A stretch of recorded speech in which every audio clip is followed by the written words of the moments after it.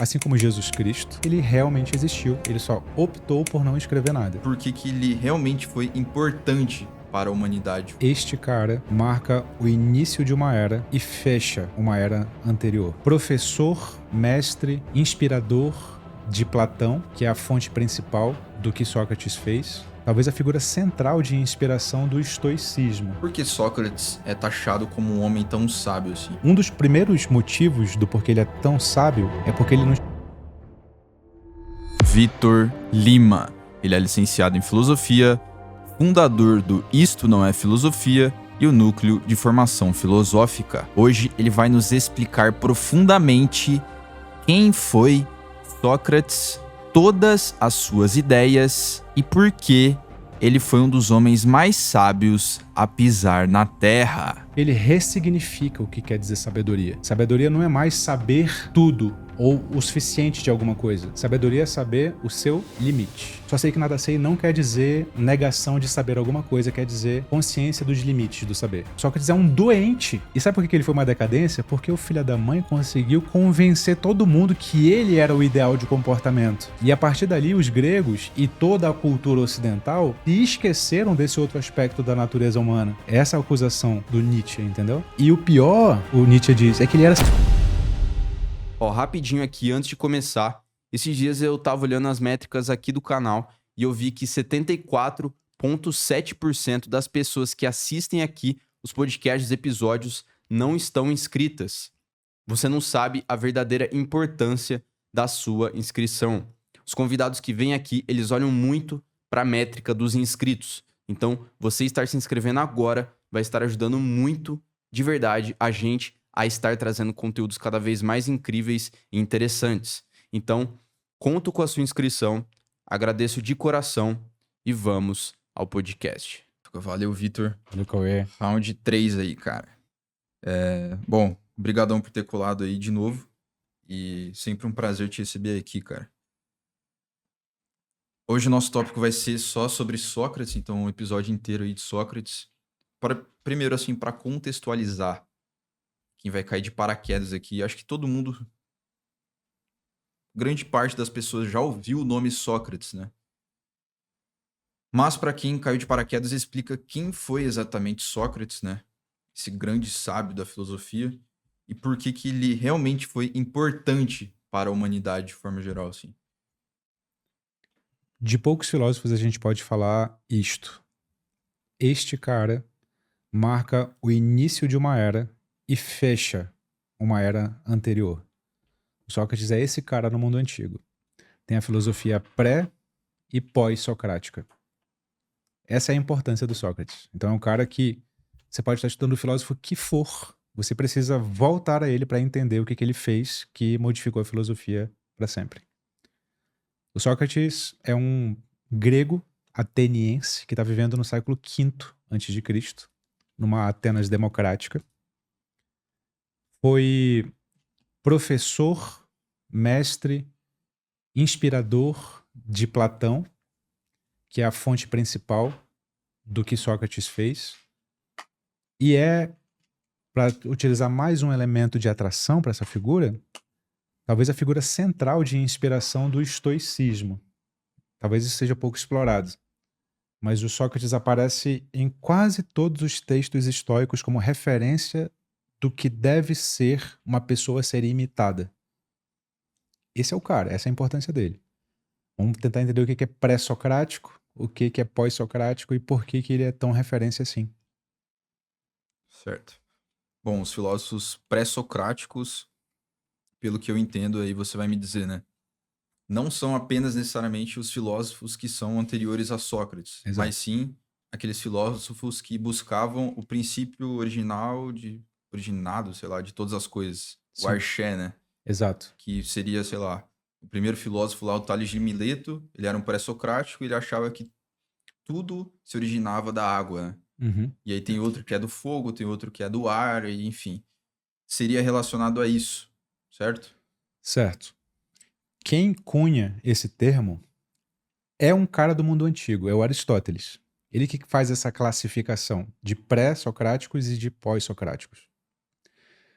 A historiografia mais recente não concorda com Aristóteles, tá? Esse é um rótulo muito genérico.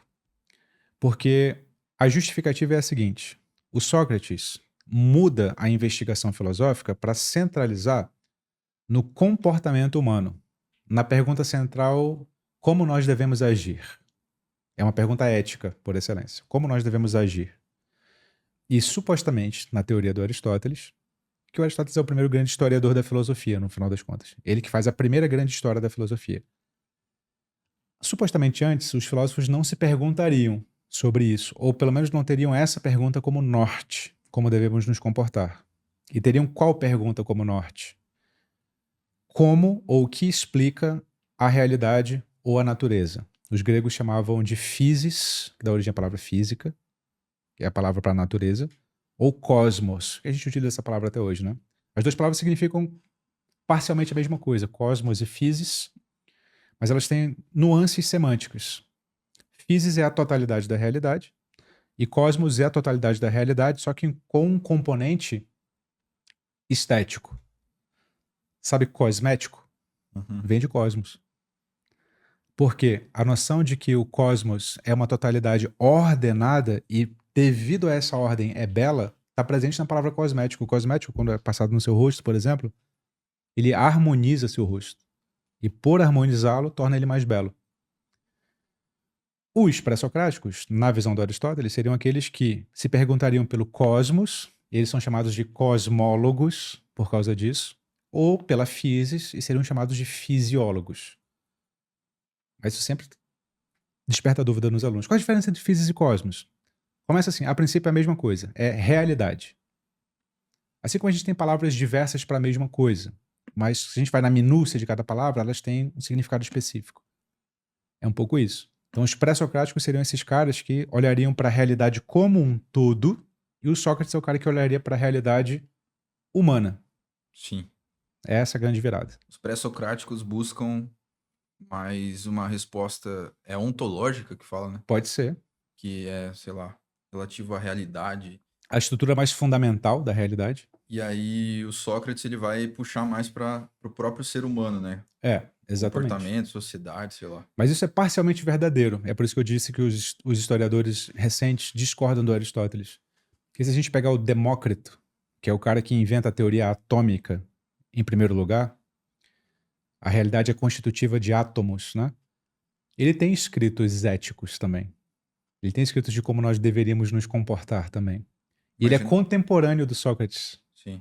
Ele é contemporâneo do Sócrates. Então, não é que os outros não discutissem isso. É que o recorte que o Aristóteles quis dar foi esse, pegou, mas ele não é exato. Não é exato. Perfeito. E por que Sócrates... Beleza, você falou, né, que foi um divisor de águas, assim, para a própria filosofia, para a própria humanidade, mas por que Sócrates é taxado como um homem tão sábio, assim? Excelente pergunta. Acho que um dos primeiros motivos do porquê ele é tão sábio é porque ele não escreveu nada. Deixa eu explicar. O Sócrates, na verdade, é uma pessoa real, assim como Jesus Cristo, que não escreveu nada. Como é que sabemos que é real, apesar de nunca ter escrito nada? Porque nós temos diversas fontes falando que ele existiu, e não apenas uma. Então é muito pouco provável que todas elas estejam mentindo. Então o argumento mais forte, historiograficamente falando, é que ele realmente existiu. Ele só optou por não escrever nada. Por que isso é um fator para ele ser tão sábio? Porque o modo como ele foi construído pelos outros filósofos foi como sendo destacado como um exemplo de comportamento. Ele foi construído como uma figura sábia. Por isso que eu falei que o fato dele não escrever contribuiu para que ele fosse essa figura sábia. Ele é um personagem literário que foi alçado como o símbolo de sabedoria. Mas tem controvérsias no próprio mundo antigo. Tem 3 grandes fontes no século V a.C. que falam sobre ele. O Platão, o Aristófanes e o Xenofonte. Platão é filósofo, Aristófanes é um escritor de comédia e o Xenofonte é um soldado. Adivinha o que o comediógrafo vai falar sobre alguém? Piada. Claro, né? Se um comediante vai escrever sobre alguém, ele vai escrever sobre alguém para fazer rir. Uhum. E do modo como ele se refere ao Sócrates, ele escreve como se o Sócrates fosse alguém que vivesse no mundo das nuvens, como que alguém que só falasse abstrações, como alguém que não tivesse nenhuma utilidade prática, e como alguém que fosse digno de riso. A palavra ridículo é exatamente isso, digno de riso. Sabia? O radical Interessante. ride vem de risada, vem Do de grego. riso. Aham. Ridículo é digno de riso. Mas um riso meio debochado, né? Cara, isso é ridículo, isso é digno de riso. O personagem do Sócrates é ridículo. O personagem do Aristófanes é ridículo, o Sócrates. O do Xenofonte, porque o Xenofonte era soldado, como é que um soldado vai descrever alguém, hein? De modo disciplinar, de modo bem comportado, de modo exemplar, de modo corajoso, de modos que o Sócrates do Xenofonte é um exemplo de cidadania, exemplo de ordem, exemplo de obediência. E como é que é o Sócrates do Platão? Aí é um Sócrates mais nuançado, bem mais nuançado. É o Sócrates em que os historiadores mais confiam, porque eles falam Mais que do que do Xenofonte? mais do que do Xenofonte. Porque o raciocínio, em resumo, é: se o Sócrates era um filósofo, é melhor que ele seja descrito por outro filósofo do que por um soldado e por um comediógrafo. Um soldado e um comediógrafo seriam muito enviesados para descrever um Sócrates Mas de e o fato próprio histórico. discípulo de Sócrates, que é Platão? Hum? Não seria enviesado também, né? O Xenofonte também era discípulo. Ah, Não, assim, que tem viés, em todos tem. A pergunta é: onde é que a gente pode encontrar menos viés? Cotejando, né, todos os textos, comparando os textos entre si. Mas, cara, o que é curioso é que, pô, isso é trabalho de muitas mãos, tá, Cauê? Não é só filósofo que faz isso. É especialista em literatura que faz os isso também, caras que eu vou falar pegam, agora. né, e atribuem o Porra, que é pegam o texto de original, Sócrates. como se houvesse só um texto original. Há textos que têm vários manuscritos. Desses manuscritos, há discordâncias textuais e, porra, tem que ter um trabalho, bicho, manual aí de comparar um com o outro e estabelecer o texto original e tal. Fizeram esse trabalho e costumam dividir a obra do Platão em 3 fases. Sabia dessa? Ainda tem Sim, isso. sim. Já ouvi falar A disso. fase inicial, a fase intermediária e a fase final. Aham. O que dizem ser o Sócrates provavelmente mais próximo do histórico é o Sócrates do início. Qual que é o critério que utilizam? Esse Sócrates dos diálogos iniciais do Platão, dos escritos iniciais, não defendia ainda a teoria das ideias, que seria exclusivamente platônica. Esse é o critério.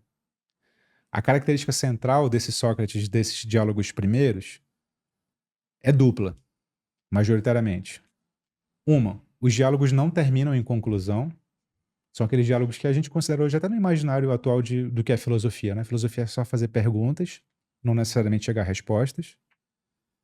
E 2, eles mostram um Sócrates que não necessariamente está preocupado em defender uma teoria, mas está preocupado em mostrar como o seu interlocutor não sabe de verdade o que julga saber.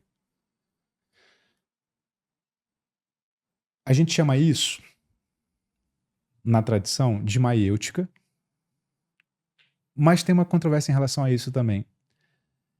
Maiêutica seria algo mais platônico, e o que seria de fato desse Sócrates seria o elenkos, que é outra palavra para designar o método socrático. Isso é bacana de falar. Sabia dessa? Não. Porque a maiêutica, lembra que o critério para dizer se é histórico ou não é o quanto ele está afastado da teoria das formas, do Platão? É isso. O primeiro Sócrates não defende a teoria das formas explicitamente, a partir da fase intermediária e avançada, sim. A maiêutica, ela está muito próxima da teoria das formas. Porque o que é a teoria das formas?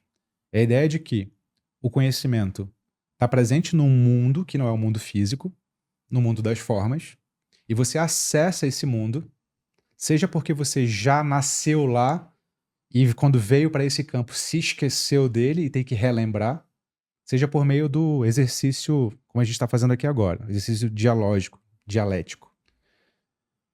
A maiêutica é a ideia, é uma metáfora, na verdade, né?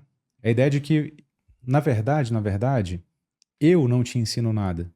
A ideia já está em você, eu no máximo te faço relembrar. Eu te faço partejar essa ideia, né? Dar à luz essa ideia que já estava em você. Alguns historiadores argumentam, mas isso é teoria das formas. Isso é pressupor que as ideias já existem em outro mundo. O Sócrates do início não faria isso. Na verdade, o que o Sócrates do início faria e faz é fazer com que o interlocutor diga eu penso X, conversar com ele e mostrar para ele que ele defende uma teoria ou uma ideia contrária à que ele disse que defendia, mostrar que tem uma incongruência e fazer com que ele caia na real para que ele perceba que ele, na verdade, ele caiu em contradição, ele não sabe nada do que ele disse saber. Uhum. O nome disso é elencos. Elencos, se a gente for traduzir ao pé da letra, é refutação. Refutação. Achava que isso era a ironia socrática. A ironia socrática é uma postura que está presente em todos os diálogos de se assumir ignorante quando, na verdade, ele não é. Sim. É dizer que eu não sei nada sobre isso, mas quando você vai conversar com ele, ele te faz cair em pegadinha porque ele sabe coisa pra cacete sobre isso que ele falou não saber, né? Essa é a ironia. Mas, cara, esse método de refutação do elencos, ele se tornou o método socrático, quer dizer, o método filosófico, além do socrático, por excelência. Que é assim, se você vai conversar com alguém, no fundo, é isso que você quer que a pessoa faça. Se você quer que ela mude de ideia, você quer que ela deixe clara qual que é a tese dela, qual que é o pensamento dela, e você conversando com ela mostra que aquilo que ela defendia não concorda com outra coisa que ela defende. E pegou ela na contradição e, portanto, ela tem que mudar de ideia. De fato, Sócrates era filho de uma parteira, Sim, tudo indica que sim. A Fenerate, se eu não me engano. que a Era o mãe nome dela. dele, a história, assim, que, bom, eu já escutei, é que ele era filho de uma parteira, ou seja, ela fazia partos, né, a mãe do Sócrates e tal. E aí ele também fez essa analogia de que ele partava ideias, né? Sim, ele de fato fez essa analogia. E por isso que durante muito tempo se ensinou que o método socrático era a maiêutica. Mas o que essas pessoas que defendem essa tese, pessoas não, né? Porra, especialistas, defendem essa tese, talvez não considerem, é que isso é só uma metáfora, isso não é um método. Isso não descreve exatamente como ele fazia. Sim. Só descreve uma. É tipo como se fosse assim, cara, eu sou um professor, eu tenho que te explicar a teoria do Big Bang, e você não sabe cálculo, você não sabe matemática avançada, e eu vou te dar uma analogia para você entender. Uhum. É basicamente isso a maiêutica, é uma metáfora. Mas do que de fato diz do que ele fazia? Pouca coisa. Você acha que isso responde o porquê ele era tão sábio assim? Boa, vamos voltar à coisa da sabedoria. E aí a gente tem que ir para um diálogo central. Não um diálogo, na verdade. Ele é um híbrido, que é da primeira fase, que se chama... Aliás, é a obra que eu recomendo que todo mundo leia se quiser começar. Não é a ler Platão, é a ler filosofia. Costumo brincar o seguinte, se você quiser começar a ler filosofia, se você é adolescente, começa pela Mundo de Sofia. Uhum. Se você é um adulto, começa pelo Aprender a Viver, Luc Ferry. Se você é um adulto ousado e quer ler o filósofo direto, começa pela Apologia de Sócrates. Que é curtinho, direto ao ponto. Eu já tentei começar o Mundo de Sofia, mas muito... Talvez seja muito É. simples para você o enredo. Não no sentido de fácil de entender, mas ele foi feito para adolescente, cara. Sim. Se você já passou dessa etapa, é difícil que você se identifique. Mas o Aprender a Viver é legal, do Luc Ferry. Mas por que a apologia, né? Porque tá falando da coisa da sabedoria. Porque apologia é defesa. Mas especificamente defesa no tribunal. É o discurso do Sócrates quando ele tem que se defender perante o tribunal ateniense. O Sócrates é acusado de impiedade e de corrupção da juventude. Impiedade é um nome genérico para desrespeito aos preceitos religiosos. Ele é acusado não só de não crer nos deuses, mas de introduzir novos deuses. Aí isso cai no rótulo geral de impiedade. Uhum. E corromper a juventude é porque grande parte dos alunos que circundavam ele fazem um rebuliço político lá na ocasião, viram tiranos e tal, e aí atribuem isso a ele, porque eles eram alunos do Sócrates e tal. Nesse diálogo, ele diz quando que fez que ele começasse a filosofar. Isso é interessante. Quase como se fosse o filme de origem, sabe? Filme de origem do Sócrates. É a apologia. E só pra. Basicamente, o que a gente entende também, que a gente sabe de Sócrates, muito vem dos diálogos do Platão, né? Dos Que você diálogos do falou. Platão. Que são diálogos mesmo. Então, ele não escreve uma história em texto corrido. E Não. sim duas pessoas ou mais conversando, né? Então Sim. tem tracinho de Sócrates, eu discordo, né? Exato. Tracinho, Vitor, não sei o que, não sei o que. Exato, exato. Que era o gênero textual da época, assim. A época se escrevia muito teatro. Então os diálogos são meio teatrais. Dramaturgia ali, né? Meio dramaturgia. Uma dramaturgia mais centrada no discurso que na ação propriamente dita, mas ainda assim dramaturgia. E nessa apologia, cara, ele fala assim, olha, tudo começou com um amigo meu que foi lá no Oráculo de Delfos. Porra, esse nome até hoje é sensacional. Eu fui lá com os meus alunos esse ano. Lá na Grécia, a gente foi lá no Oráculo de Delfos. Fica no alto de uma montanha, linda a vista lá de cima, deslumbrante. E o Oráculo de Delfos era um templo que originalmente era feito para cultuar a deusa Terra, a Gaia, e que historicamente foi conquistado pelo deus Apolo. E aí tem até hoje elementos, tem um museu do lado de Delfos hoje, que nas escavações descobriram várias estatuazinhas dedicadas à deusa Gaia, outras ao deus Apolo. No Oráculo de Delfos, o negócio era tão visitado na época do Sócrates e tão respeitado que tinha prédios representando cidades gregas, como se fossem centros diplomáticos, assim. Era muito frequentado por generais, por chefes de estado. As pessoas iam lá para consultar o oráculo para saber se elas guerreavam ou não guerreavam. Se o ano da colheita ia ser bom ou mal. Se elas tomariam uma decisão importante ou se não tomariam. Era essa a importância política do negócio. Muito louco, né, pensar nisso. E esse amigo do Sócrates, o Querofonte, foi lá e perguntou do oráculo quem era o homem mais sábio de Atenas. Se Sócrates era o homem mais sábio, o oráculo disse sim. Tem um detalhe aqui que faz toda a diferença. Oráculo, para traduzir mais ainda, é outro nome para vidente. É um possível vidente. E ela era uma mulher, sempre respondia, era a oráculo, portanto, de modo enigmático. Ela nunca dizia Sócrates é o mais sábio por causa de... Não era Só um argumentado. parênteses, você acha que a oráculo do Matrix é mulher também por causa disso, será? Não é que eu acho, é que é declarado. Foi inspirado no Oráculo de Delfos. Ó, que massa. Foi inspirado no Oráculo de Delfos. A oráculo, ela sempre dizia coisas enigmáticas. Ela dava a resposta, mas a resposta tinha que ser interpretada. Essa é uma característica. Cara, um detalhe curioso, histórico, / geográfico. O templo onde a oráculo ficava, que era um templo dedicado ao deus Apolo, ficava numa fissura geológica que embaixo passava lava de vulcão. Passa até hoje. E você sabe que lava de vulcão emite um gás. Tinha uma fenda embaixo dessa fissura, na parte do templo em que a oráculo ficava, que saía uma fumaça. E ela ficava em cima dessa fenda, inalando essa fumaça. E o que acontecia? Ela entrava em transe.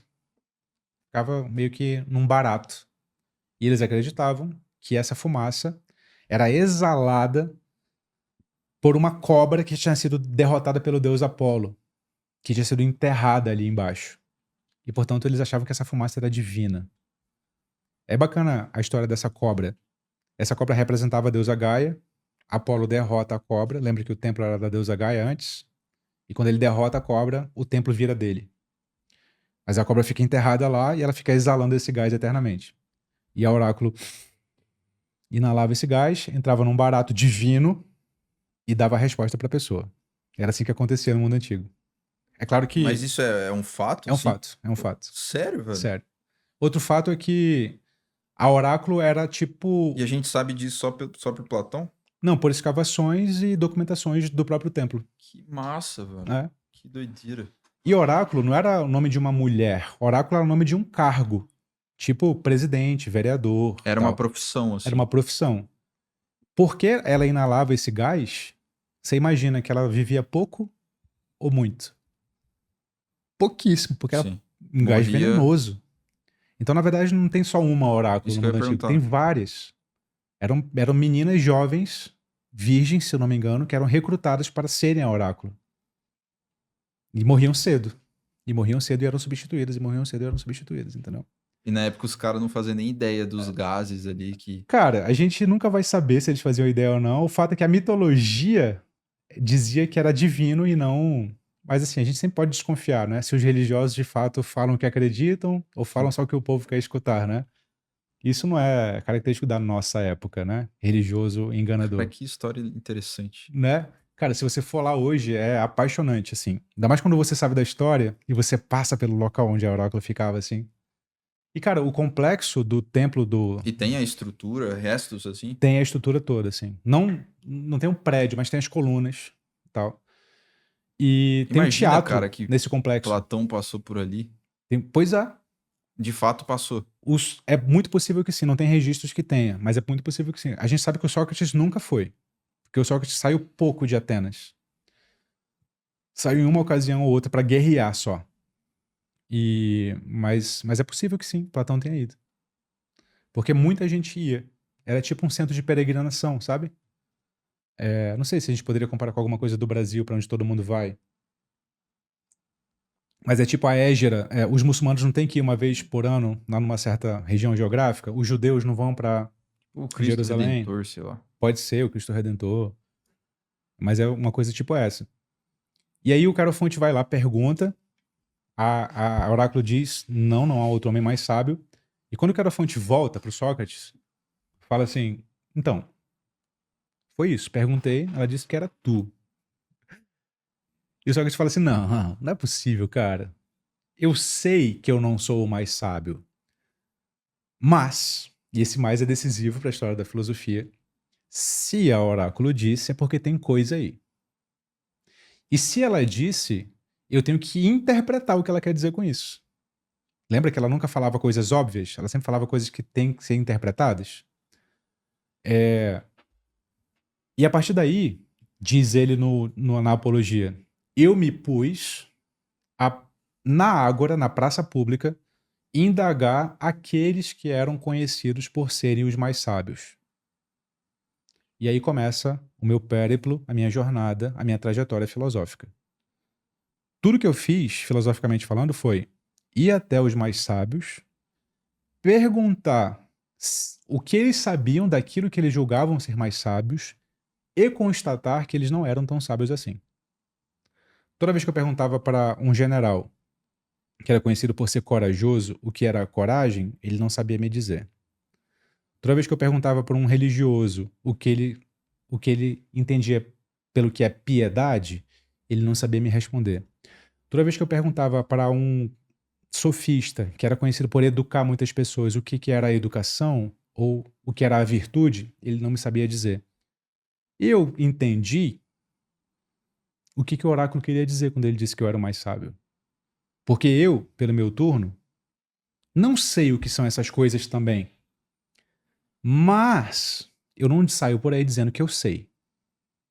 Ao passo que eles não sabem e dizem por aí que sabem. A minha sabedoria, portanto, é saber o limite do meu conhecimento. O Sócrates é considerado sábio, portanto, para responder a sua pergunta, porque ele ressignifica o que quer dizer sabedoria. Sabedoria não é mais saber tudo ou o suficiente de alguma coisa. Sabedoria é saber o seu limite. Sábio, do ponto de vista humano, é aquele que tem consciência dos seus limites. Conhece-te a ti mesmo. Que era uma frase escrita no templo do Apolo, lá no oráculo. Tinha várias frases inscritas lá, uma delas era essa. E dessa constatação socrática vem a frase só sei que nada sei, que ele nunca disse. Porque só sei que nada sei significa dizer que ele não sabe nada, mas não foi o que ele disse. O que ele disse foi: Por que é atribuído a ele, então? do mesmo modo que os fins justificam os meios é atribuído ao Maquiavel. Isso não está escrito em nenhum lugar da obra do Maquiavel, mas é uma tentativa de sintetizar o pensamento dele. Os caras pegam toda essa linha de raciocínio e colocam... sintetizam. Sim. O que é compreensível, porque é aquilo que a gente estava falando. Pra você explicar pra uma pessoa, você vai ter que ficar 20 minutos explicando isso. Você pode, para entender o Sócrates, você pode enviá-la para o podcast do Cauê, para ouvir esse episódio. Você Já pode dar a era. apologia de Sócrates para ela, ou você pode dizer, não, na verdade ele só disse, só sei que nada sei. Níveis diferentes de profundidade, né? É um pouco isso. E qual que pega mais? O nível mais simples. Ele é o mais compartilhado, ele é o mais repetido e tal. Mas ele, a rigor, não diz essa frase. E se você ainda assim quiser replicar essa frase, faça essa ressalva. Só sei que nada sei não quer dizer negação de saber alguma coisa, quer dizer consciência dos limites do saber. Porque tem muitos outros diálogos do Platão em que o Sócrates se orgulha de saber das coisas. O Banquete, por exemplo, é um diálogo sobre o amor. Sim. Em que ele fala com todas as letras. Se tem uma coisa que eu sei, é sobre o amor. Ele fala, quem me ensinou, inclusive, foi uma mulher. Mas o Banquete é Platão, né? É platônico. Mas o Sócrates não aparece só como o cara que desconhece das coisas. Nem no Xenofonte, nem no Aristófanes, nem no Platão. Isso que eu quero dizer. Então não dá pra interpretar o Platão só sei que nada simplificou sei. nossa vida e colocou o nome Platão nos que era Platão e Sócrates no que era... Cara, Cara, sabe, eu me pergunto isso também. Mas eu fico pensando que, ao mesmo tempo, isso foi genial, né? Porque quando você quer passar uma mensagem, não é melhor que você coloque essa mensagem em formato de história e com um personagem carismático do que se você escrever um texto sobre a mensagem que você quer passar? Exato. Na verdade, o que o Platão estava fazendo era uma jogada. Porra, isso é heresia da minha parte, enquanto professor de filosofia. Mas era uma jogada de marketing. Ele estava empacotando um produto do melhor modo possível para que a mensagem se Na disseminasse. época, né, cara? Na época. É isso, né? Sempre na época. Porque, porra, qual que seria o melhor empacotamento hoje? Talvez um documentário. Talvez um filme. O documentário pega as pessoas, né? As pessoas gostam de Pega. documentários históricos e tal. Que é Talvez um filme. totalmente sensacionalista, né? Tem a Coloca música de trilha fundo, sonora. pá. Exatamente. Na época, o pacote mais interessante era dramatizar. E o Nossa, que o Platão fez foi massa, dramatizar. verdade. Aí Aristóteles já foi mais chato, né? Foi mais rígido ali, pô, fazer aqui é XYZ, XYZ. Exato. Talvez porque, é isso, o Aristóteles só se deu a esse luxo porque Platão veio antes e disseminou a parada, né? Platão abriu as portas e o Aristóteles pegou as portas abertas, talvez. Talvez Aí tenha você estava sido isso. dizendo, né, da história. Do porquê que ele é sábio. É isso? Ficou Agora claro. já puxando para a própria condenação dele, né, da apologia lá. Isso. Você estava dizendo que não é o Xenofonte, é Xenófanes. Qual que é o... Querofonte, Querofonte era o amigo que foi ao oráculo. que foi sim. ao oráculo lá, perguntou... Aí ele tá se defendendo, na defesa dele ele conta toda essa história do porquê que ele começou a filosofar para explicar por que ele era tão odiado. E ele era muito odiado. Não à toa ele foi denunciado. Ele foi denunciado por... Impiedade e corrupção da juventude.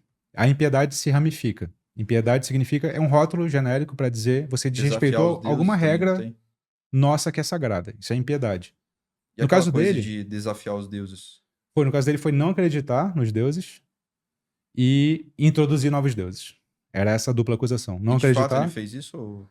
Ele explica da seguinte maneira: não acreditar, me acusam por não acreditar, porque eu tenho expressões que parecem fazer alusão a deuses de outras religiões. Do tipo, pelo cão, ele falava muito, pelo cão, que é uma referência a um deus egípcio. Ele fala, isso é só uma expressão, não é exatamente o que eu quero dizer. E me acusam de introduzir novas divindades porque eu vivo falando por aí que eu tenho uma espécie de daimonion, que é uma palavra que deu origem à palavra demônio, inclusive, que anda comigo e que me impede de fazer algumas coisas. E ele de fato fazia isso nos diálogos platônicos. De vez em quando ele fala assim, o daimon tá aqui me dizendo para não ir além do que eu posso ir. Ele fala, e me acusam de fazer disso uma divindade. Ele fala, mas não é nada disso. Esse daimon nada mais é do que uma voz que me impede de fazer as coisas. Por exemplo, entrar para a política. O daimon me impediu de entrar para a política. Então, na verdade, é essa a acusação. Porque ele tem expressões que parecem fazer referência a outros deuses. E não sei se você sabe disso, cara. É interessante esse negócio. Sabia que a acusação de não acreditar em deuses no mundo antigo não era igual a de hoje. Porque a de hoje é a seguinte: você não acredita em Deus se você não acredita num único Deus, né? Você é ateu se você nega esse Deus único, porque a gente vive numa cultura monoteísta. No mundo antigo, para você ser acusado de não acreditar nos deuses, basta que você acredite em outros deuses, entendeu? Então, na verdade, não era que ele negou a existência de Apolo, é que ele, nas expressões que ele utilizava, inseria outros deuses. Isso foi suficiente para os acusadores dele o acusarem de não acreditar nos deuses da cidade, entendeu? Mas ele contrapõe dizendo assim, cara, se eu não acreditasse nos deuses da cidade, como é que eu teria dado ouvidos ao que a oráculo falou? Se ela justamente é a sacerdotisa do Apolo. Se tem alguém que é piedoso, sou eu. Se tem alguém que leva a sério o que os deuses dizem, sou eu. Que eu levei a minha vida inteira tentando interpretar o que o Apolo disse pra mim. O Sócrates, nesse sentido, é profundamente religioso. Para pensar. A filosofia nasce de um ímpeto religioso, cara. É levar a sério o que uma sacerdotisa disse. E aí ele se defende, não adianta. Lá pelas tantas, é dada a oportunidade para que ele capitule, peça perdão, peça desculpas. Ele não pede. E ele fala, a partir daí, uma das frases mais lapidares da história da filosofia, que é uma daquelas frases para tatuar no antebraço, assim, sabe? Que é, olha, o que eu faço é uma das atividades mais nobres. Mais nobres. Vocês deveriam, inclusive, me pagar para isso. Ele chega a dizer. Porque a vida, essa é a frase, a vida não examinada não vale a pena ser vivida. Não é que ninguém possa viver uma vida sem autoexame. É que é uma pena passar a vida sem refletir sobre ela. Eu ajudo vocês a autorrefletirem. Eu ajudo vocês. Essa é uma das atividades mais nobres que existe. E no fundo, o que professores de filosofia e filósofos por aí buscam fazer um pouco é isso, né? É chacoalhar as pessoas para que elas não passem a vida sem se autoexaminar. Sim. Diga lá, essa é pra tatuar no antebraço, não é não? Junto com o Memento Mori. Memento mori. A frase conhece a ti mesmo também em grego. Tatua em grego, porque, porra, né? Tem que tatuar numa língua morta, antiga. É gnote celton. Gnote celton. Conhece a ti mesmo. Aí já era. Aí já era. Uma Aí em cada braço aqui. é só tirar foto e postar no Instagram. Acabou-se. E aí, no caso do Sócrates, cara, ele foi, enfim, condenado ali injustamente, né? Pelo menos pela visão de Platão. Aí que Platão vai também começar a ficar cético em relação à democracia, né? Como que meu mestre, o mais sábio dos homens, foi condenado e foi julgado culpado, né? Tem alguma coisa errada aqui na democracia, cara. Exatamente. Coloca a foto aí, João, da condenação do Sócrates pra gente mostrar. Que ele tá apontando pra cima, assim, né? Sim. É uma E aí tem das... Platão, tem uns alunos dele ali, né? Tem lá no fundo a esposa do Sócrates saindo. Já percebeu isso? Tem uma mulher lá. É a esposa do Sócrates.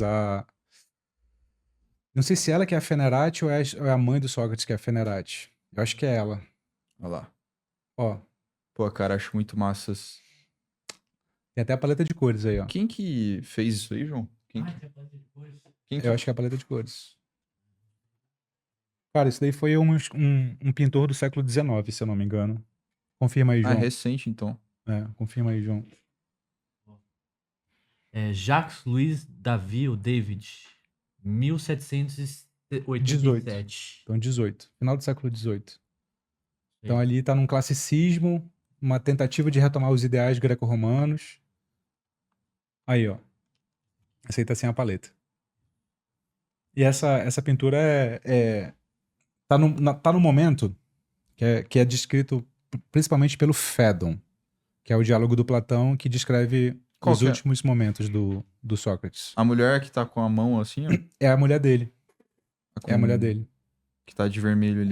O Platão descreve ela como se ela fosse extremamente escandalosa e impulsiva. Ela chora, ela esperneia e tiram ela de lá. Aí até que ela tá contida. O Platão é aquele em cima do baú, né? É aquele em cima do baú ali. Porque o Platão não aparece no diálogo, na verdade. No diálogo do próprio Platão que retrata essa cena, o Platão não aparece. Então talvez por isso que o pintor tenha colocado ele de Ele costas. aparece em outros diálogos, assim? Aparece, mas sempre com um personagem secundário passando, fazendo referência. Ele nunca aparece como um personagem conversando Parece com que ele não Sócrates. gostava de citar ele Pelo visto, ele era um escritor mais low profile. Hum.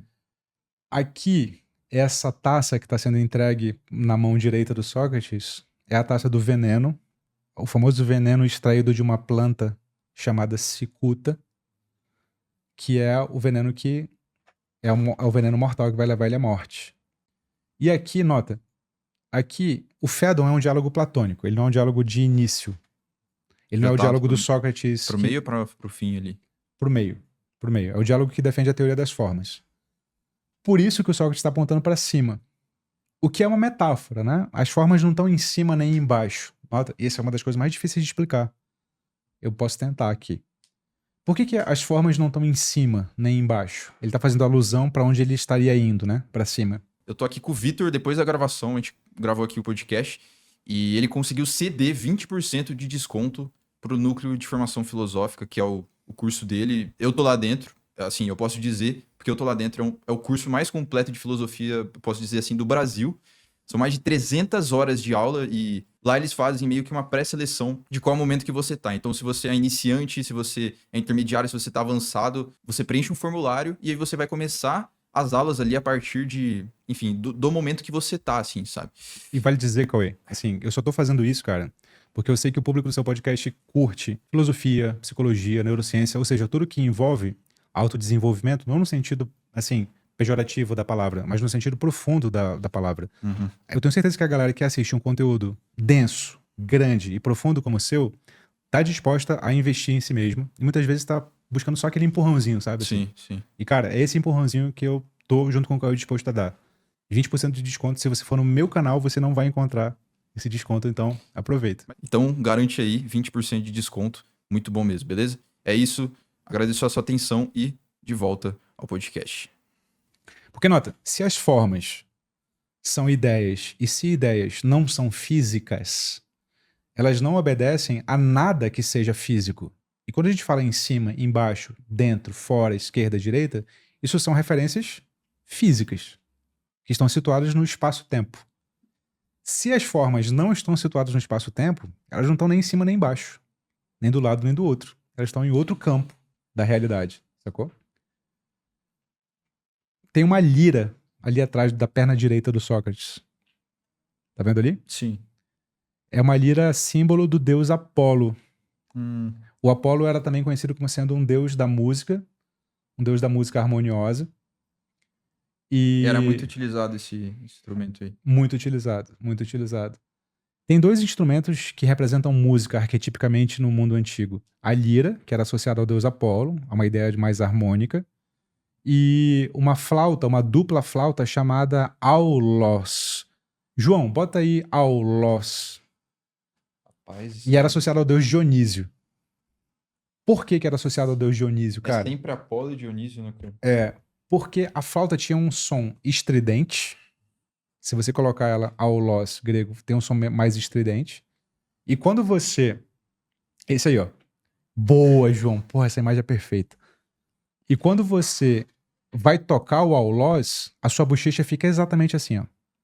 Mais ou menos quando você vai tocar trompete hoje, sabe? Os jazzistas de hoje. Uhum. Você tem que fazer muito esforço. E, portanto, você faz uma careta. E, portanto, você desfigura o seu rosto. E, portanto, você entra em desarmonia. Então, era um instrumento muito mais associado ao povo, à desordem, à desarmonia. Ao passo que, quando você toca a lira, você tá com o rosto sereno. O som é mais brando, simbolicamente falando. Isso é apolíneo. E o aulos é dionisíaco. Interessante, cara. E lá o pintor teve esse cuidado. Lembra que o Sócrates é o personagem apolíneo por excelência? Porque o que inicia a filosofia dele é tentando interpretar a sacerdotisa do deus Apolo. O Sócrates é o personagem apolíneo por isso.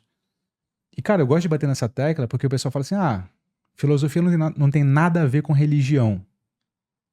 leva a sério a história do Sócrates se ela não é uma história religiosa por excelência. Ela não é cristã, ela não é muçulmana, ela não é judia, mas ela está intrinsecamente associada à religião grega do período. É um cara tentando interpretar um oráculo, pô. Um sacerdote.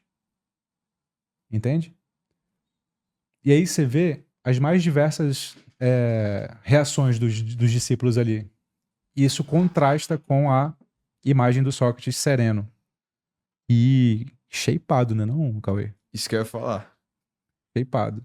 Estético, né? Mas por que shapeado? Porque isso daí já não é a Grécia tal qual ela era, sacou? Isso daí é um classicismo do século XVIII tentando restaurar um ideal greco-romano para Então, mas os gregos restabelecer. também não veneravam o corpo, assim? Veneravam, mas não só. Não só. Havia estátuas shapeadas, mas não só. Havia estátuas de tudo quanto é tipo. A depender do período que você pega da Grécia, tem Você acha estátuas que- de tudo quanto é Você tipo. acha que Sócrates não tinha esse físico aí? Provavelmente não, porque ele era já velho, né? Ele já não era guerreiro nessa época aí. Ele não fazia atividade física nessa época. É possível que, como todo grego, ele tenha passado por aquele itinerário de treinar luta, treinar o que a gente chama hoje de wrestling. Sim. Ele guerreou, mas nessa idade aí, provavelmente o shape dele não era esse. Mas serve de ideal. E o busto dele, assim, a gente pode dizer que realmente ele seria com essa cara, assim? Dificilmente parecida. Porra, boa pergunta essa, cara. Sabe por quê? Outra curiosidade de fofoca histórica. Coloca aí, João, o busto Sócrates. por Bota favor. o outro busto do Sócrates. É parecido com esse, mas tem um detalhe, que é uma fofoca interessante. O Sócrates era feio. O Sócrates era feio. Isso é dito nos diálogos platônicos. Ele sabe que é feio. Ele fala sobre isso. Ele é descrito como tendo os olhos esbugalhados, o nariz achatado, a testa comprida demais, com estatura abaixo da média. Ele é descrito como um ser feio. Esse cara aí é mais próximo do que o Sócrates seria. Ó, o nariz parece com o meu, nariz achatado. Os olhos aí até que não estão muito esbugalhados, mas imagina, né? Se a barba fosse assim, já... Se ele não tivesse barba, possivelmente ele teria queixo duplo, sacou? Aqueles caras que tiram a barba e tem queixo duplo. Ele era feio. E isso é explorado nos diálogos platônicos como símbolo. Símbolo de quê? Símbolo de que a beleza que importa não é a física. E o Sócrates encarnaria esse ideal. Platão bate sempre nessa tecla. Bate sempre nessa tecla. E sabe do que mais? Nos diálogos platônicos, vocês sabem que, pelo menos na elite intelectual da Atenas, o homoerotismo, ou homossexualidade, não era tabu. Uhum. Era uma prática aceita, pelo menos na elite. No povão é outra história. Mas pelo menos na elite era uma prática aceita. Era até costume que pessoas mais velhas, o que a gente chamaria hoje de pedofilia tranquilamente, introduzissem no mundo cultural e intelectual jovens muito mais novos, ainda impúberes, ou seja, sem ter os pelos pubianos crescidos, no mundo cultural, ensinando, pedagogicamente falando, mas também se relacionando eroticamente. Era uma sociedade que tinha essa prática como aceita. O Sócrates era um cara que despertava paixão dos mais jovens. No diálogo sobre o amor, o banquete, tem... No finalzinho do banquete, cara, no finalzinho do diálogo, uma cena muito engraçada relatada. Eles estão lá dialogando, blá, blá, blá, blá, blá. Aí chega do nada, na mesa em que eles estão conversando, no recinto em que eles estão conversando, um cara bêbado. Um cara bêbado. Me lembra o nome desse cara aí, João, que eu me esqueci o nome dele. Bêbado que invade o banquete do Platão no final do diálogo. Com certeza vai aparecer o nome. Ele era um general muito conhecido do mundo antigo. E conta uma história de que ele é super afim do Sócrates e que o Sócrates nunca deu bola pra ele. E que ele já teria embebedado o Sócrates e o Sócrates nem assim teria caído nas seduções dele. O Platão quer com isso retratar alguém que sabe das suas medidas, que nunca vai pro excesso, que nem em situações adversas como a embriaguez se deixa levar pelo impulso da carne. Eu acho que o entendeu? Benítez falou essa história. Algum convidado falou. Interessante, cara. Ele faz o quê? Ele invade o... Ele invade o banquete no final do diálogo. Bota no chat GPT, que vai aparecer com certeza. Quem é o personagem que invade o banquete do Platão no final do diálogo, apaixonado por Sócrates? Esqueci o nome dele. E se você pegar o nome desse cara, tem várias iconografias que mostram essa cena, várias pinturas durante a história, assim. Tô dizendo isso para dizer assim, ó, o Sócrates é Alcibíades. Alcibíades. Alcibíades. Boa. O Alcibíades é retratado como sendo o oposto do Sócrates. Jovem, bonito, famoso, mas completamente desregrado. O Sócrates é velho, feio, não tem a fama reconhecida do Alcibíades, mas extremamente controlado, contido, harmonioso. É a tentativa do Platão de construir um símbolo, de construir um personagem com determinada característica e não outra. E ele acabou, mesmo sabendo que ele estava correto, tomando veneno, né?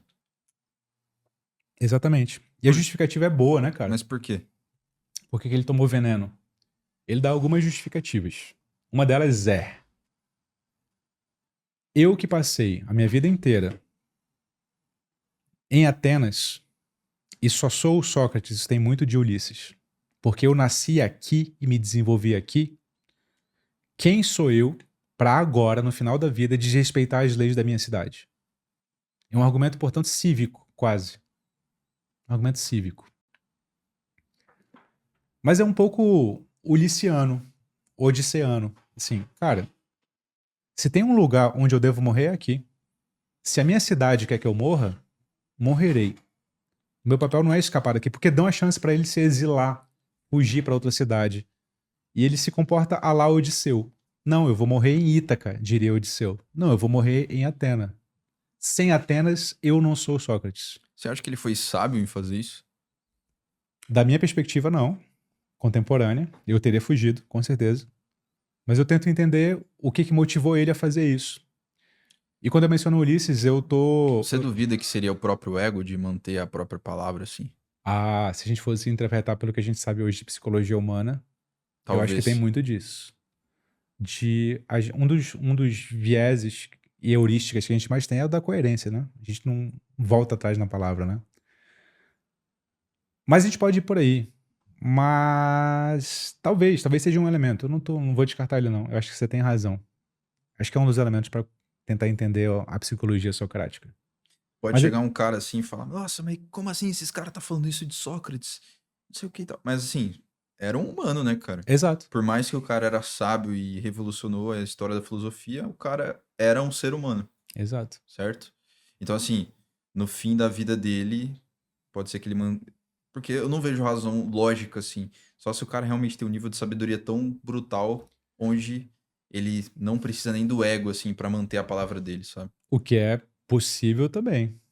Também. É uma possibilidade na mesa. Mas o que você falou, sem dúvida, é. Eu não descartaria o que você falou, não. E por que exatamente ele falava que virtude é conhecimento? Virtude é conhecimento? Eu acho que... Não sei se eu colocaria nesses termos, mas que ele igualava o âmbito epistemológico ao âmbito ético, que é o que, no final das contas, a frase quer dizer, né? Virtude, ética. Conhecimento, epistemologia. Epistemologia é a parte da filosofia que lida com a pergunta: como é que eu sei que eu conheço a realidade? E ética é como eu devo me comportar. O que o Sócrates defendia, segundo os diálogos platônicos, é que não deve haver um desalinhamento entre aquilo que você diz que sabe e o modo como você age. Se você diz que sabe, necessariamente você age de acordo. Se você não age de acordo, você não sabe. Então esse é o sentido que a gente precisa muito resgatar, contemporaneamente falando. É ou não é? Que é justamente a ânsia de qualquer pessoa quando se aproxima da filosofia. É o famoso: porra, e na prática? Como é que eu faço? Uhum. Tá, refletimos, mas como é que eu posso aplicar isso na minha vida? No fundo, essa frase do Sócrates é: cara, no fundo, todo saber é prático. Por quê? Porque se você sabe, você age de acordo. E se você não age de acordo, você não sabe. Por isso que conhecimento é igual a virtude. Se você sabe, você age de acordo. É isso. Não falando em gíria. Sócrates diria, não mete essa que você sabe o que é o certo a fazer e você não está agindo conforme essa sabedoria. Você concorda com isso? Não, não. Eu acho que é um ideal que a gente tem que perseguir, mas é perfeitamente possível que a gente saiba a coisa certa a fazer e não faça, porque tem muitas barreiras psicológicas entre o saber e o fazer, né? Do tipo, talvez a mais famosa seja emagrecer, Mas seria a coisa certa relativo à moral, assim. a moral. É, eu posso saber qual é a coisa certa a fazer e fazer a coisa errada movido pela necessidade social, por exemplo. Eu não estou justificando bandido antes que alguém venha comentar Não, que, não, não com sei o que, não sei o que, certeza, não sei o que. mas um padrão, assim, né? É, Psicológico. do tipo assim, eu posso saber que o certo a fazer não é mentir, mas eu minto porque eu sei que essa mentira vai ser confortável para você. Então eu sei que é incorreto mentir pro Cauê, mas se agora eu avaliar que, ainda que seja incorreto, eu tenho que fazer porque eu não quero que o Cauê sofra, eu vou mentir. Então essa é uma incongruência clássica entre o que eu sei e o que eu faço. Ainda que eu faça a coisa errada, eu faço porque outros critérios ali me levaram a fazer aquilo. Sim. Entende? Mas, ainda assim, é um bom critério se a gente quiser avaliar a coerência de alguém. Não é? Assim, porra, a gente falou sobre bastidores aqui mais cedo, né? Os caras com quem você conversa aqui, eles são todos muito interessantes da perspectiva do conhecimento. Mas da perspectiva dos bastidores, o que seria a prática aqui, né, no meu exemplo. Será que eles correspondem a isso? Nem sempre, quase sempre, mas nem sempre. Isso é um bom critério para avaliar a coerência de uma pessoa. E coerência é um dos critérios que a gente utiliza para avaliar as pessoas, né? Não o único, mas um dos mais importantes, talvez. A gente não confia em pessoas incoerentes, né? Ou confia? A gente desconfia pra caramba da incoerência, né? Porra, se o cara é tão inteligente assim, se ele sabe tanto, mas na vida prática ele não age, pô, tem alguma coisa esquisita aí com esse cara. Sim. Sim. E a E justificativa por que ele isso dá, que a rede social deu poder pra quem joga esse jogo, né? Porque o cara seleciona só o que ele quer. porque você edita. Você edita, você só posta o que você quer. Você faz um cronograma de coisas boas na sua vida pra demonstrar que você tá no controle e tal. Mas pensa nessa perspectiva da edição, se os diálogos platônicos não são completamente editados também. Total, né? Porque é um retrato que o Platão quis passar. Com certeza Sócrates deve ter cometido alguma coisa, Com certeza. ter xingado alguém, Platão não ia ter Com colocado isso. certeza ele deu rasteira em anão. Com certeza ele empurrou, né? Alguém, alguém de uma ponte. Com certeza ele assediou moralmente, sem o conceito de assédio moral ser inventado ainda, óbvio, né? Sendo bem anacrônico aqui. Com certeza ele fez algum pecado desse, Será que entendeu? talvez por isso que a gente tem a visão da filosofia antiga, assim, né, dos gregos e tal, como uma coisa muito mística, mais romântica? Porque se a gente pegar os filósofos mais modernos, a gente tem mais informações deles, então a gente consegue ver que eles tinham lado sujo, assim, né? Cara, por isso que eu te falei, você me perguntou por que o Sócrates é tão sábio? Eu falei porque ele não escreveu nada. Sim. Porque ele é um personagem construído majoritariamente pelo Platão e pelos que vieram Na depois. história da filosofia, muito provavelmente não vai surgir outra pessoa romantizada nesse nível, porque de daqui É, pra frente você tem informação de tudo, né? cara, sabe quem tentou construir um assim? Fazer um paralelo porque tem a ver com Sócrates, tá? O Nietzsche. Sabe uma das obras mais famosas dele, não é o Assim Falava Zaratustra? O Zaratustra é um personagem histórico, ele lá é o profeta do zoroastrismo, mas ele, no Nietzsche, é um personagem inventado. Sabe por que ele pega o Zoroastro e não qualquer outro? Hum. Porque se você for investigar historicamente falando, o Zoroastro ele vem antes de todas as outras doutrinas monoteístas. E ele inspirou todas as outras, porque tem pontos de contato entre cristianismo, judaísmo, islamismo e o que o Zoroastro falou. Por que o Nietzsche resgata ele? Que ele fala assim, eu vou pegar o cara que veio antes, que inspirou todas essas outras, que o Nietzsche sempre criticou nas suas obras, para que ele se retrate e diga, cara, entenderam tudo errado, eu mudei de ideia, Vamos instaurar outro pensamento a partir daqui. Essa é a ideia central do Assim Falava Zaratustra. Por isso que ele traz o Zaratustra e não qualquer outro, entendeu? Então ele pega um personagem inventado, descreve ele como ele quer pra passar uma nova mensagem. É um recurso literário Sim. bacana, cara. Bacana. Porra, quando tentam dramatizar Jesus pra que ele seja mais de esquerda, mais comunitarista, mais igualitário, ou mais de direita, mais individualista, mais salvação pessoal, não estão fazendo isso no final das contas, né? Sim, sim. No último episódio lá, eu lembro que eu falei assim, cara, se você pudesse ter a oportunidade de conversar com um filósofo e tal, você falou que muito provavelmente você não queria conversar com Sócrates, com Platão, esses caras, porque você tem uma visão romântica e você não queria quebrar isso, certo? Sim. E aí agora me deu na cabeça aqui que, enfim, eu já conversei com outros convidados aqui que a área deles também é filosofia, e muitos falam da Grécia Antiga, que a Grécia Antiga foi o ápice da humanidade, que não sei o que e tal. Muito por conta disso, talvez seja a própria romantização, né, cara? Cara, com todo respeito aos meus colegas de profissão, é uma ilusão que eles estão dizendo quando dizem que a Grécia foi o ápice da humanidade, assim. É uma ilusão completa.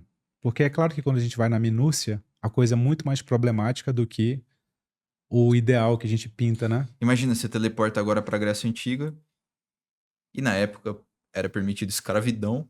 É isso. Aí tá Platão lá escrevendo os seus negócios, enquanto isso tem um escravo chegando aqui, servindo um café e não sei o quê. É isso. E aí Platão pega um negócio de chicote e bate. Não, tô brincando. Mas enfim, né, Cara, nesse nível assim de. escravidão, muita coisa que a gente acha hoje moralmente condenável, tipo racismo, não tinha a palavra racismo, mas a prática racista tinha, cara. A palavra bárbaro, ela é Barbárie, grega. Ela ela é uma onomatopeia de balbuciar, de falar uma língua que eu não entendo. Aqueles povos que falam uma língua que eu não entendo não têm linguagem, olha o salto, não tem linguagem, não tendo linguagem, eles não têm a minha inteligência. Isso é racismo, pô. Entendeu? Em outras palavras, eu tô dizendo que eles são menores que eu só porque eles não são iguais a mim. Então, bom, bora colocar aí na bolsa. Racismo, escravidão. Porra, vamos colocar pedofilia, acabamos de falar. Antes da palavra ser inventada, né? Lá não era uma problematização, porque, bom, era outra época. Vamos colocar aí, porra, havia mulheres em cargos de liderança, mas longe de ser como hoje é.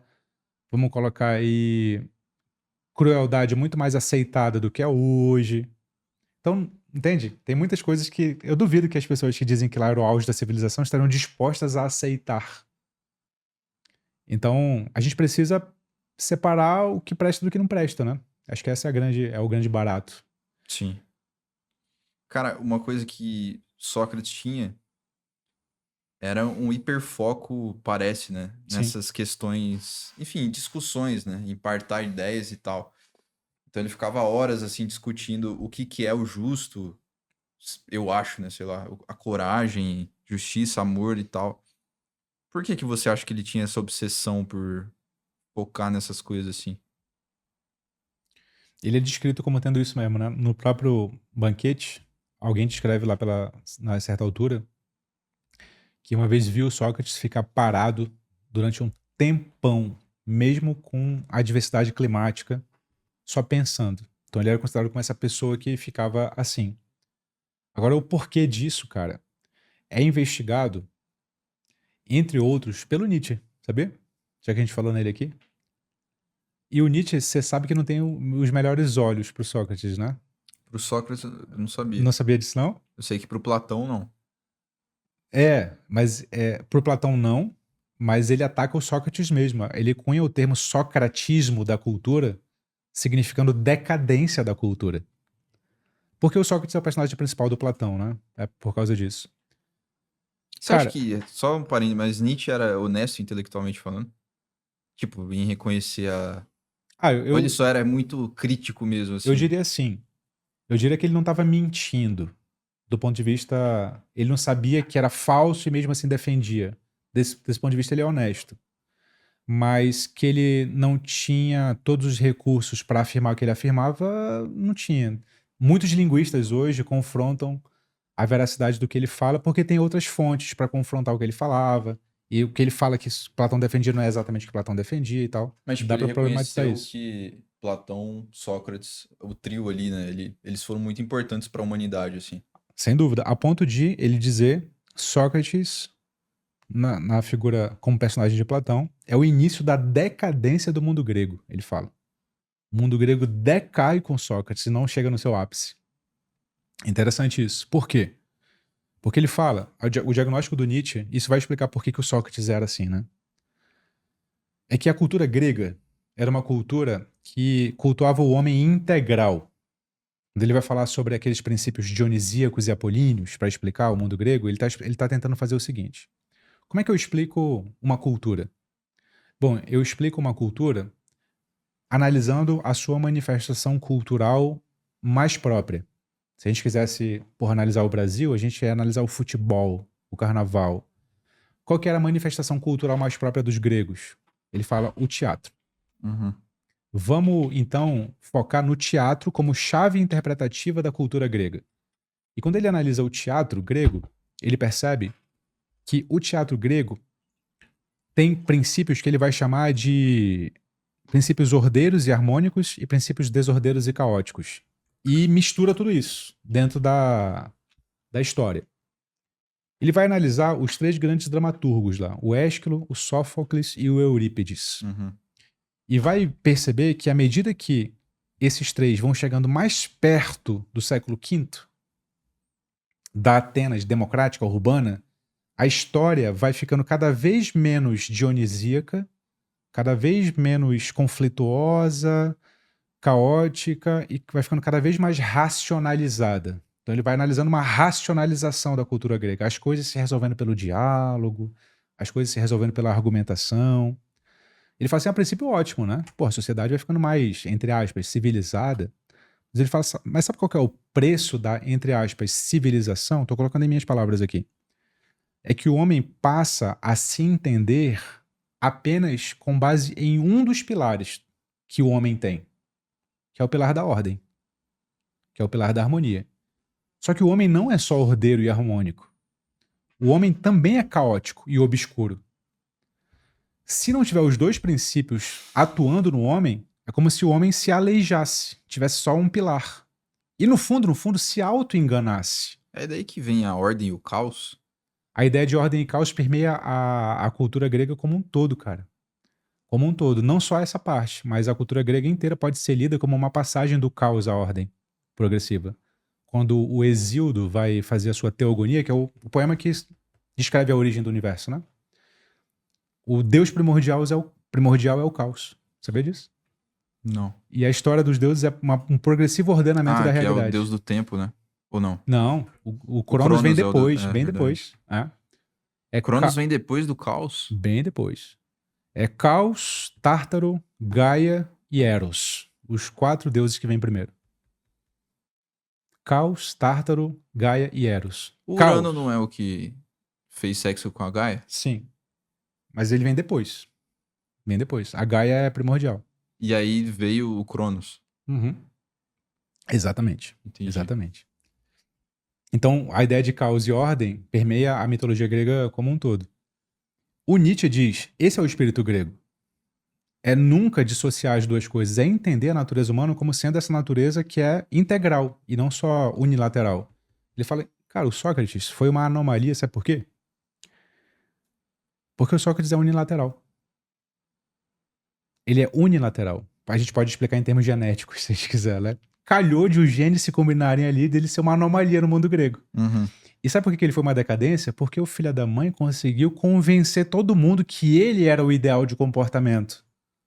E a partir dali, os gregos e toda a cultura ocidental se esqueceram desse outro aspecto da natureza humana. Caramba. Essa é a acusação do Nietzsche, entendeu? Que faz muito sentido. O Sócrates é um doente. Por que ele é um doente? Cara, ele usa essa palavra, te juro.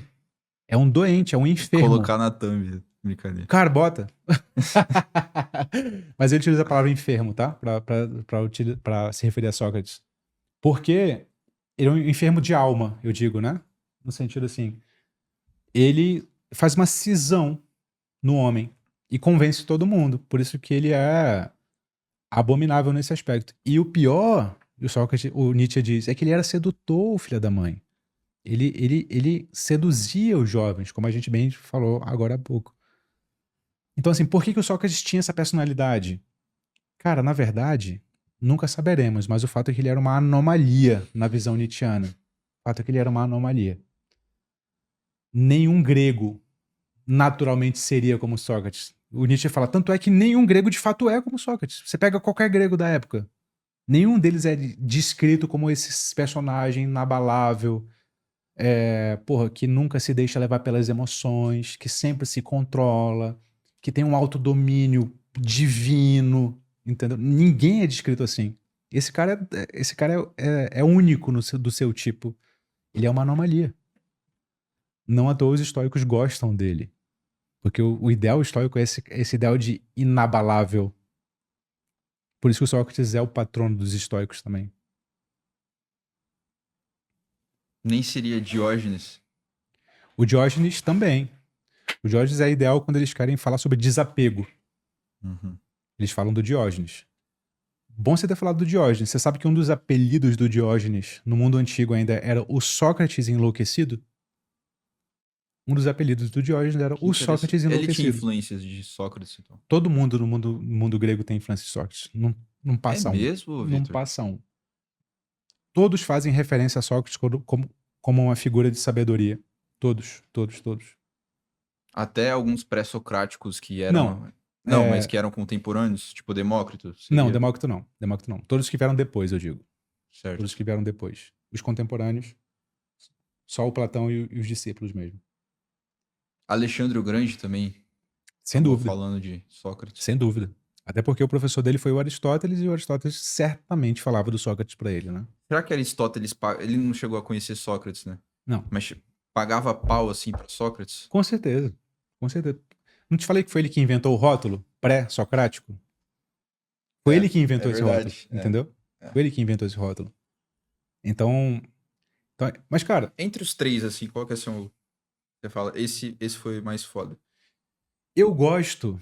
Porra, eu acho que eu colocaria Platão em primeiro... Não, Sócrates em primeiro, porque eu gosto da romantização, como você falou. Eu colocaria Sócrates, Platão e Aristóteles. Mas por que eu coloco Platão? Porque eu não concordo com o diagnóstico do Nietzsche. O Platão é muito mais complexo do que o Nietzsche pinta. Sabe aquela parada? Uma coisa é o que o cara falou, outra coisa é o que a fanbase, entende? Sabe isso? Uma coisa é o Platão, outra coisa é o platonismo. Uhum. O platonismo é esse que o Nietzsche denuncia. O que o Platão falou é muito mais nuançado, cara. Muito mais nuançado. O Platão, nas suas obras, não tem tanta certeza assim do que fala. Está presente lá no modo como ele escreve, como ele defende as suas teses, quais são os interessante, argumentos. É muito louco. Ele tinha um ceticismo com a própria ideia dele? Em muitos aspectos, sim. Por exemplo, nesse diálogo, que é o ápice do platonismo, que todo mundo do meio referencia como sendo a obra em que Platão defende a teoria das ideias, que é o Fédon, que deu origem àquele quadro lá, que é As Últimas Horas do Sócrates. Teoria das formas. Exato. Todos os argumentos socráticos são metafóricos, alusivos, religiosos, talvez seja assim, é possível que seja assim. Esse é o discurso dele. Ele nunca defende cabalmente uma coisa. E se você levar em consideração a dramatização, parece que o Platão está retratando todos os amigos desesperados e o Sócrates tendo que consolar todo mundo. Imagina o cara que está condenando à morte, tendo que consolar os amigos. E porque ele quer consolar, ele lança mão de alguns argumentos ali que são quase todos religiosos, nada racionais, filosóficos, no sentido que a gente entende como racional filosófico. Então, assim, se você levar em consideração a dramatização, ele não estava falando nenhuma tese categórica. Ele estava consolando os amigos nessa obra. Essa interpretação que eu estou dando aqui nem é original minha. O professor Gabriele Cornelli, da Universidade de Brasília, acabou de traduzir o Fédon para a Companhia das Letras. O professor Gabriele passou 25 anos estudando Platão. Nossa. Ele sabe grego antigo e traduziu direto do grego antigo. E ele que lança a tese. Ele fala assim, olha, nada do que o platonismo diz está escrito no Fédon. Assim, Ele falou assim, tem até uma palavra que... Ele é italiano, o professor Gabriele Cornelli, mas ele tá aqui no Brasil há muito tempo, então ele fala português fluente. Nenhuma palavra traduziu uma ação que o Sócrates faz lá no meio do diálogo como uma palavra brasileira traduziu. O Sócrates é descrito em italiano, em francês, em inglês, sei lá qual for a língua, como passando a mão na cabeça de um discípulo. E ninguém entende por que o Sócrates está passando a mão na cabeça de um discípulo. Literalmente falando? Passando a mão na cabeça assim, esfregando. Traduz assim, tá esfregando. Aí ele falou assim, sabe o que eu descobri que o Sócrates estava fazendo de verdade? Cafuné. Cafuné, cara. Essa palavra não existe em outra língua. Sócrates estava fazendo um carinho no discípulo. Sócrates estava sendo carinhoso. Não existe cafuné em outra... Segundo ele, não. Ah. Eu também fiquei impressionado. Falei, caralho, como assim não existe? Então. Como assim Que é um não hábito existe? comum, assim. Não é? Deveria ter uma A palavra, geralmente, quando não tem uma palavra para designar, as outras línguas utilizam uma frase inteira, né? Sim. Estava passando a mão carinhosamente no cabelo de alguém. Alguma coisa assim, entendeu? Não tem uma palavra. Então, assim, até nesse diálogo o cara é corporal, é próximo dos discípulos, é carinhoso, não é o cara distante que o Nietzsche pinta, o autocontrolado, não sei o quê. Então, quando você vai na obra, você descobre as nuances. E, cara, quando é isso. Lembra do Só Sei Que Nada Sei? Quando eu vou passar à frente o que o cara disse, eu resumo, né? Eu não dou a nuance. Mas ir pra nuance é legal pra caramba. Porque você fala assim, cara, não é bem assim que ele tava se comportando. Uhum. E aí fica muito apaixonante ler os diálogos, assim. Muito apaixonante. Então Platão, ele duvidava da própria ideia de que existia realmente um mundo das ideias, assim. Não só duvidava, lembra das 3 fases do Platão? Como na última fase ele se retrata. Que isso, velho? Na última fase, Que doideira, é uma velho. fase de autocrítica da teoria das formas. Na obra Parmênides, que é uma obra em homenagem ao filósofo, é uma obra de autorrefutação. É uma obra de vou dizer todos os furos que a minha teoria tem. Parmênides também foi foda, né, velho? Foi Dos foda, pré-socráticos ali, ele, Heráclito... mas foi um desses caras que sobreviveu pouco fragmento, mas foi extremamente influente. Todo mundo depois vai citar. Assim. Sim. Velho, tem mais alguma outra coisa que você quer falar sobre Sócrates? Que a gente acabou não comentando. Deixa eu pensar. Falamos sobre Nietzsche, falamos sobre Xenofonte, falamos sobre Platão, falamos sobre o Elencos, como sendo o contraposto da maiêutica. Falamos sobre a influência do estoicismo no Sócrates. E falamos que o Sócrates é modelo de filósofo. Acho que, bom, vamos. Deixa eu finalizar com uma coisa que eu acho que é bacana repisar. Acho que tem 2 movimentos em filosofia para quem quer entender o que é o movimento filosófico, assim, o ato filosófico, que o Sócrates serve de exemplo. Dá pra gente dividir a filosofia num ato negativo e num ato positivo. O ato negativo é você duvidar. Você fala, será que é assim, cara? Bota o será na frente. Que diz assim, alguém coloca pra você uma crença, uma tese, uma ideia. A primeira coisa que o filósofo faz é o que o Sócrates fazia nos primeiros diálogos vamos ver se é assim mesmo. É desconfiar. Muita gente reduz a filosofia a esse ato. O que o Sócrates fazia? A pessoa chegava com ele com uma demanda muito terrena, tipo assim, um dos diálogos mais engraçados, cara, pra mim Porra, vou me esquecer o nome, mas eu vou lembrar aqui. Mas o enredo é mais ou menos assim. O Sócrates tá lá no tribunal, ele sabe que denunciaram ele já. Só que antes de entrar, ele encontra um cara que vai denunciar o próprio pai. Aí já começa daí, pô, o cara vai denunciar o pai, bicho. Só que eu te pergunto, pô, por quê? Aí o cara fala assim, porque ele assassinou o nosso escravo. Ele deixou o nosso escravo de castigo, ao relento, tomando sol e chuva, e o escravo acabou morrendo. Isso foi impiedade. Isso foi impiedade. Lembra, impiedade é um termo genérico para desrespeitar os preceitos religiosos. Aí ele fala, foi impiedade? Puxa, se você vai denunciar seu pai por impiedade, você sabe o que é piedade. A ironia socrática. Eu não sei o que é impiedade. Eu queria muito que você me explicasse. Aí começa o diálogo. Eutífron, lembrei. Eutífron. E aí daí vem o dilema Só nome de... bonito, né? Só nome bonito. Das obras. E aí vem o dilema de Eutífron, que é utilizado até hoje pelos ateus contra os cristãos. Qual que é o dilema de Eutífron? Ele tenta investigar o que é a piedade.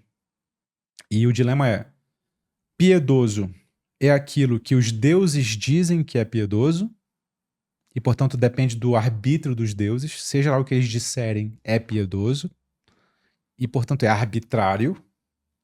Ou a piedade vem antes da vontade dos deuses, e os deuses só obedecem. É um dilema que até hoje não tem resposta. E por que é um dilema? Porque se a piedade vier antes, para que a gente precisa dos deuses? Exato. Nesse diálogo, ele assume Eutífron. o seguinte procedimento. Ele pega uma questão muito banal. Porra, eu vou denunciar meu pai. Cotidiano. Prática. E daí pega uma questão universal. A piedade. A gente poderia traduzir para bondade. De onde vem a bondade? Esse é um procedimento filosófico por excelência. Você me traz um caso concreto. No seu caso concreto, eu identifico o que é universal e a gente passa a discutir a partir daí. Esse é o procedimento filosófico por excelência. Você me vem contar uma dificuldade de relacionamento. Pode ser amizade ou pode ser amor erótico. Você fala assim, porra, Vitor, meu amigo me traiu, cara. E eu não sei se eu devo perdoar ele. Vamos discutir o que é o amor, então? O que é a traição, melhor dizendo. Vamos discutir o que é a traição? Pronto. Peguei um caso concreto, levei para o universal. Agora a gente está no campo da filosofia. E a partir daí a gente vai identificar as teses, os problemas, o que é e o que não é. O Sócrates é o cara que encarna como fazer filosofia. Uhum. Desconfia, pega o particular, alça para o geral e investiga as posições em jogo. Por isso que o Sócrates é um modelo incontornável de como fazer filosofia. E eu acho que é o modelo mais didático. Você quer fazer filosofia? Parte de um caso concreto, identifica o que tem nele de universal. E discute o universal. Massa. Perfeito, velho. Só pra finalizar, como que você acha que quem tá escutando assim a gente pode olhar pra Sócrates? Bom, eu gostaria de ter a sabedoria dele, entende? Como que alguém que tá escutando pode chegar um pouco mais próximo da sabedoria de Sócrates, assim? Algum passo a passo, sei lá. Uma forma mais prática mesmo, né? Como obter a sabedoria? Lembra que ele ressignifica o que significa sabedoria. Sabedoria não significa, a partir de Sócrates, só ter conhecimento das coisas. Mas Saber o seu significa lugar, assim, saber os seus limites. seus limites. Tem sabedoria em saber o que você não sabe. Se a gente puder assim colocar. Tem sabedoria saber o que você não sabe. Então, por exemplo, é sábio, quando alguém te pergunta sobre uma questão que você não domina, dizer: eu não tenho opinião sobre isso, cara. E hoje a gente tá precisando muito disso, não tá? Sim. Na internet o que mais tem é especialista de assunto que não domina. Chega um assunto que nem agora, parada que teve do Rio de Janeiro, né? Exato. Um monte de influenciador que nunca leu uma página da Folha do assunto. Não, porque não sei o que e tal. Mano, o cara não entende, velho. Por que Exatamente. você vai fazer um vídeo sobre isso, né? Eles fazem porque eles são recompensados com views por causa disso. O sistema algorítmico os recompensa. Por isso que eles E fazem. eles acham que eles estão bafando, entendeu? É isso. E Tipo, pra fanbase, muitas vezes, da perspectiva da fanbase, estão, né? Que eles só reforçam os preconceitos das pessoas que seguem e tá tudo certo, né? Mas se eles quiserem uma sabedoria socrática, eu diria que um conselho muito prático é esse: não fale sobre aquilo que vai além dos seus limites de conhecimento. e se for pra. Como que eu posso dizer, cara? Partar ideias, assim. Que nem eu chamo caras aqui que são muito mais inteligentes que eu, não tem nem comparação. E às vezes eu fico na discussão com o cara. Uhum. Só que eu fico no meu lugar. Eu não acho que eu sou mais inteligente que o cara nunca, entende? Sim. Só que eu acho que isso também traz. É que é uma coisa diferente, né? Mas eu acho que isso traz uma perspectiva mais profunda ainda da parte do cara, entende? Confrontar as ideias do cara, né? É. É, Por mais que eu não tenha o conhecimento necessário pra muitas vezes fazer isso, saca? Uma das. Aí já não é mais a sabedoria socrática, mas é o procedimento socrático. É fazer a pessoa ir cada vez mais fundo naquilo que ela está falando, né? Isso até, inclusive, virou uma metodologia empresarial, inclusive, né? De pensamento divergente ou pensamento para você chegar a uma ideia muito criativa. É você sempre acrescentar um porquê à ideia que você coloca na mesa. Tipo, eu penso. A gente falou sobre propósito no outro episódio. Eu penso que meu propósito é traduzir ideias de grandes especialistas para a humanidade. No seu podcast, por exemplo. Socraticamente falando, a gente poderia colocar por quê? Porque eu acho que isso é muito valioso para a humanidade. Socraticamente falando, a gente fala por que é valioso para a humanidade? Ah, porque quanto mais conhecimento, melhor. Por quê? Quanto mais conhecimento, melhor. Ah, porque quanto mais as pessoas sabem, aí você vai acrescentando uma cadeia de porquês e obrigando a pessoa a cada vez mais justificar a tese inicial dela. Até que ela chega num ponto que ela não sabe mais dizer por que ela está fazendo. E aí ela chegou no seu limite. Esse é o procedimento socrático. Uhum. E colocando uma sequência de porquês até você chegar no limite de você não conseguir mais justificar o que você está fazendo. Aí está o seu limite, aí que você tem que atuar. É o seu papel como entrevistador muitas vezes. É confrontar o entrevistado no limite para que ele não só torne o que ele está falando mais didático, mas talvez se dê conta de que o que ele está falando não é tão claro quanto ele achava que era, né? Ou ele não domina tanto quanto... Não sei também Sim. o quanto isso é Interessante. desconfortável para a pessoa que está aqui desse lado da mesa, né? Em geral, os convidados gostam. Os convidados gostam. Cara, Vitor, novamente, brigadão aí, cara. Obrigado, Mais um Cauê. episódio incrível. Você tem a didática muito foda. Realmente, assim. Anos de aula que você dá, né? E, enfim, você tem Toda seu semana. canal, você tem seu curso, enfim. E divulga aí pro pessoal, nessa câmera aqui, por gentileza, os seus cursos, tudo que tem direito aí. Eu tenho uma escola chamada Núcleo de Formação Filosófica, cuja premissa é filosofia não é apenas sobre filosofia. Para você entender o Sócrates, o Platão, o Aristóteles, o Nietzsche, foram filósofos que nós falamos aqui, você precisa ter alguns outros repertórios. Como você precisa saber identificar argumentos, argumentar, ter repertórios literários, precisa saber como ler livros difíceis. O Núcleo fornece mais de 20 cursos nessas áreas e áreas filosóficas, história da filosofia, problemas da filosofia. Tem mais de 300 horas de conteúdo lá dentro, mas você entra e vai no seu ritmo. Você preenche um formulário breve e ele te encaixa em uma dessas 4 fases: curioso, investigador, debatedor e pensador.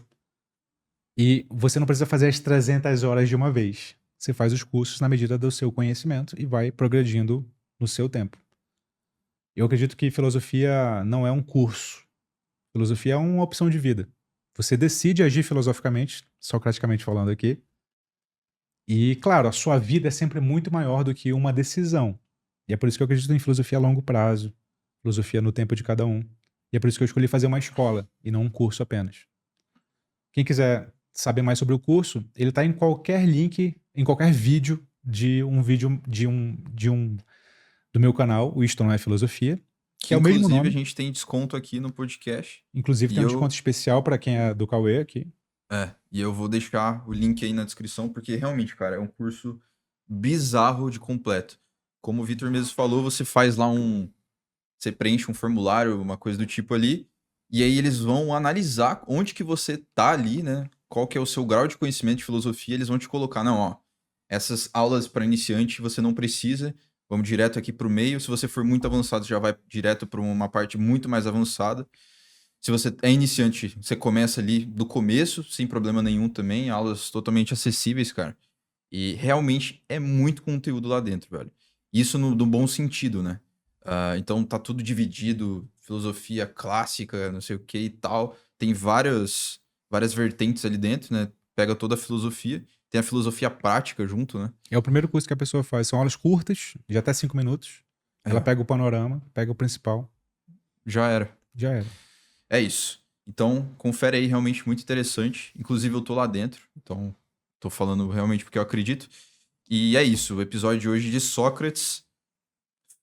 Valeu, Vitor, pela pelo podcast aí, pela didática e tudo. Considere se inscrever aí no canal. Ajuda muito mesmo a gente produzir cada vez mais conteúdo. Eu sempre falo isso porque é verdade, beleza? Então, é isso. Se inscreve aí. Agradeço de coração também a todos que estão apoiando. Valeu e até o próximo episódio. Tchau, tchau.